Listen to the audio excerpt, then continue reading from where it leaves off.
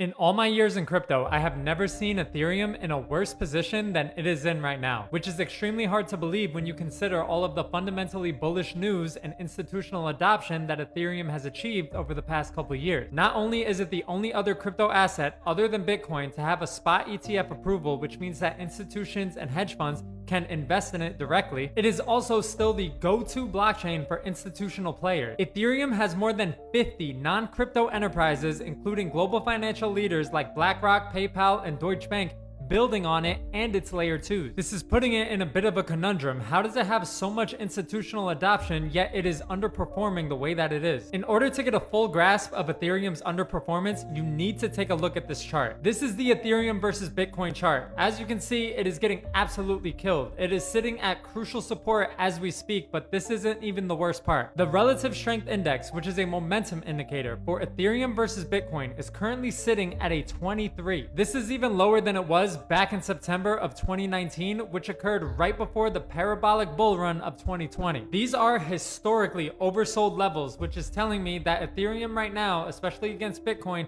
is extremely undervalued, but that doesn't mean that this is the right time to buy in yet, because Ethereum's decentralized exchange trading volume is telling you a sad story. It is in a serious decline, and retail traders are choosing faster blockchains with lower gas fees such as Solana and Sui and others. We really have to remember one important thing. Just because the relative strength index is extremely undersold and Ethereum versus Bitcoin is looking undervalued, it can actually stay in that position for a very long amount of time. And it doesn't really mean too much right now that institutional players are adopting Bitcoin. In fact, ever since Eric Trump sent out his tweet saying that it's a great time to buy Ethereum, it is actually down 46% since. So if you are an Ethereum holder, this is when you really need to start questioning and reaffirming your conviction. It would be nice if we saw some leadership emerge from Vitalik Buterin or the Ethereum Foundation, but by this point we have to accept it for what it is. Personally, I do see brighter days for Ethereum, but it is no doubt that it is going through some tough times right now. But history has shown us that fundamentally strong assets that are actually gaining mainstream adoption, when they are experiencing max pain, this is when you are presented with max opportunity. So just consider these things if you are thinking about getting into crypto and buying Ethereum. If you enjoyed this content, please leave me a like and give me a follow, and I'd love to hear your thoughts below down in the comments.